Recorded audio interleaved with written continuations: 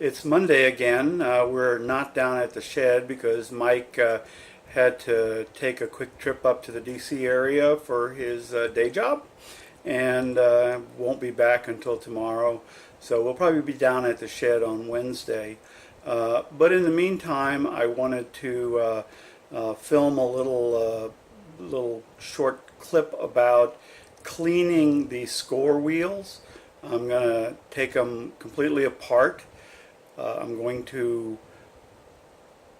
take off all the switches that I don't need just to make it as simple as possible to rewire it later on. I'm going to clean up all the parts, wash all the plastic in soap water, and then reassemble it. So I've actually already filmed the segment on taking the unit apart. The sound did not come out well in that, so I am going to voice over that. So let's get over to that and I'll show you that now.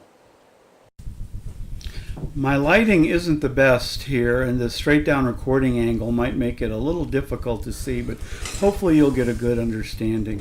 Now, the first time you look at one of these score wheels, they look pretty complex, but they're really fairly easy to take apart. These top 3 screws will remove the wheel itself, and if all you want to do is clean the wheel, this is pretty simple to do. Even in a machine that's wired up, you can just snap it loose, pull it back, screw these screws out. You will also have to take the little Jesus clip out because it overhangs the wheel. But other than that, that's all you need to do to take this wheel apart and get it out of there to clean. So now I'm going to go ahead and grab a pair of hemostats and pull the Jesus clip off. And hemostats, as far as I'm concerned, are the very best tool for doing this job. So the wheel comes off, and there's 2 more levers that are held on by smaller Jesus clips, and I hope that doesn't offend too many people, but I learned to call them that in the Navy. When they went flying, you'd go, Jesus! So anyway, then there's 2 springs. There's a light spring and a heavy spring. The heavy spring holds the solenoid pawl, and the light spring holds the pawl that does the stepping motion that keeps it from backfeeding after it steps. Now, when you pull the little solenoid lever back, there's one spot on the wheel that you can turn to pull the wheel off. And you got to get that spot lined up with that pawl in order to pull it off. Now, once you've got that done, you can just pull off the other lever and pull the solenoid plunger directly out. And those 4 parts pretty much make up the moving parts of the unit. Now, I'm removing the stepper switch. So that 1 screw right there holds that stepper switch in place. I don't show it, but on the back of the plastic geared wheel, there's a little contact that also gets removed later on. Now, this switch I'm taking off right here is the solenoid engage switch. When the solenoid pulls all the way down, it opens this switch, and in the electromechanical configuration, that was the signal to release the solenoid and let it fly back. I'm going to do that through computer timing, so I don't need this switch, and so I'm not going to wire it up. So 2 screws removes that.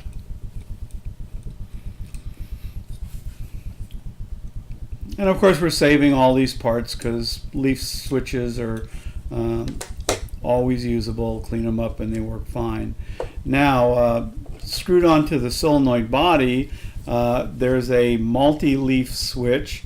It has a 0 position switch, a 9 position switch, and one other one that I forget right now what its exact function is. The only set of leaves I need on that are the 0 leaves. So I'm going to take this switch body apart, take out the 4 unneeded leaves, and then put it back together. And it's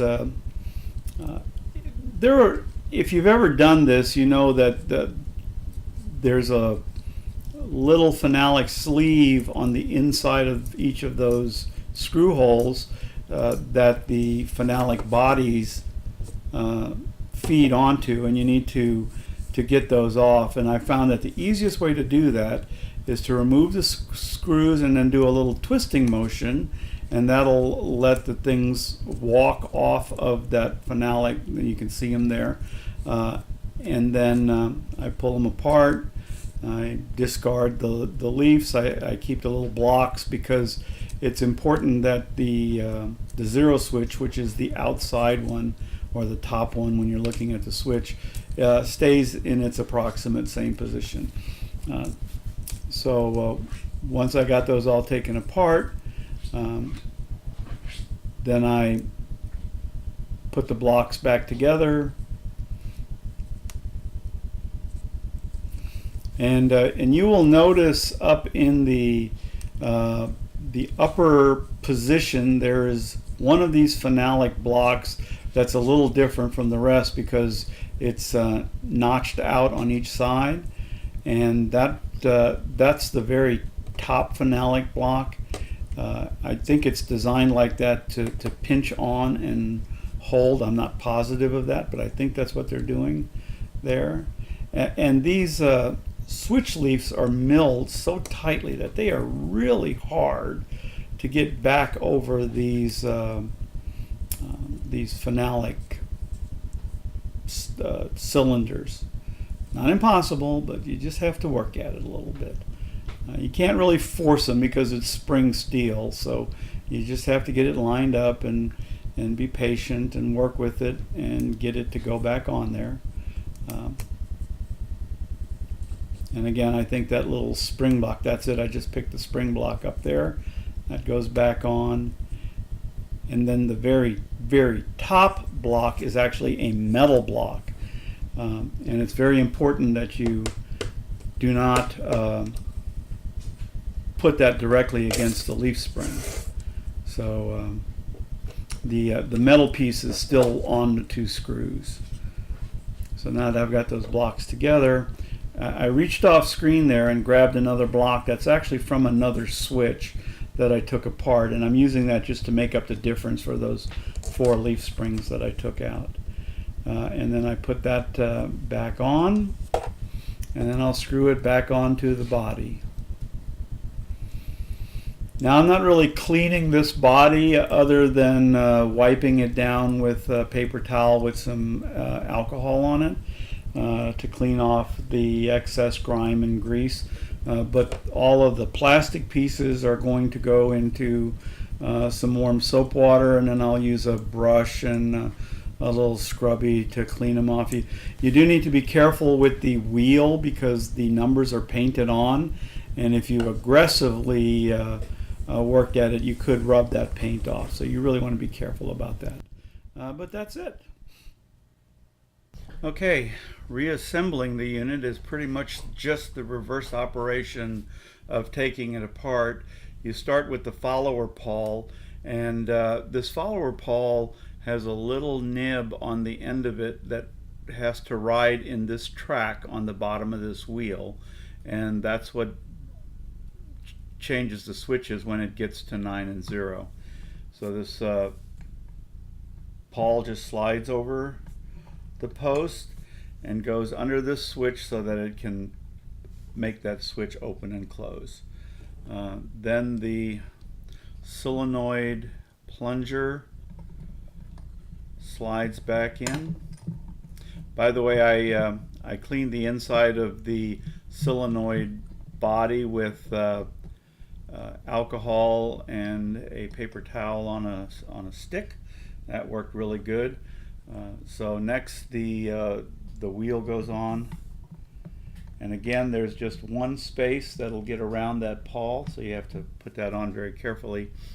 I should point out that on the bottom of the wheel, I'm not sure you can see this, but right there there's a little nub that sticks out, and on this wheel somewhere there is a little indent. It is right here. I'm not sure that you can You can see that, but right there's a little indent, and those two things lock together, so there's really only one way the wheel can go back on.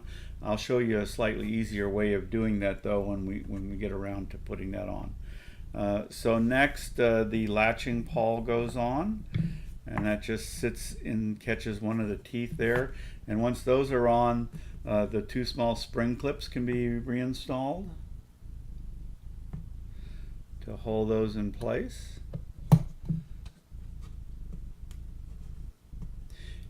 By the way, if you ever lose one of these spring clips,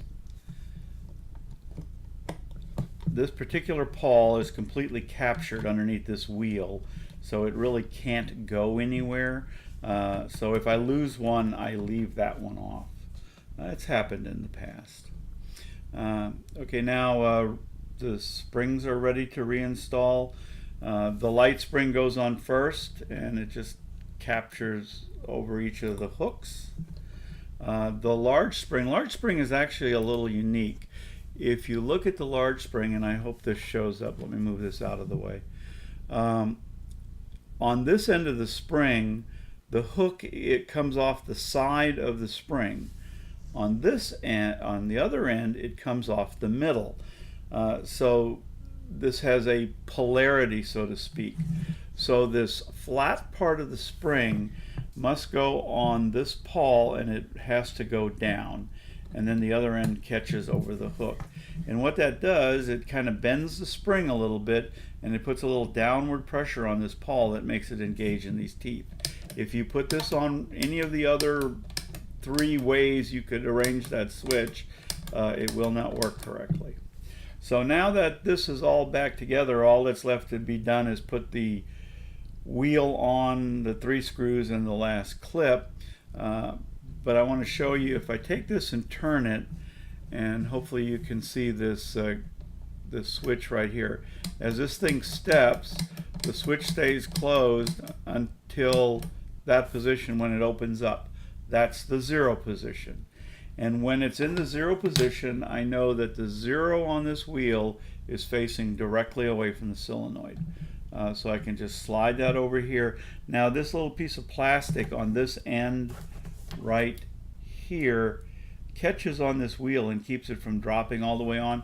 So you need to just pull it back a centimeter or so to let that notch down there engage. And once it's down, you can take your first screw and put it in and tighten it up, and that will hold the wheel in place, and it's all engaged.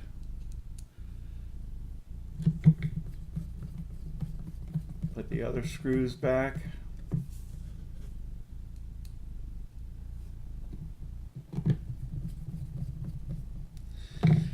And the last step for reassembly is to put the spring clip back on. And there we go. And then just a final test. Step this to make sure it steps through all of its positions. It looks like it's working perfectly. And I'm done with the reassembly. I have one little piece of cleanup work left to do. There's old wires that were just cut off when we disassembled this.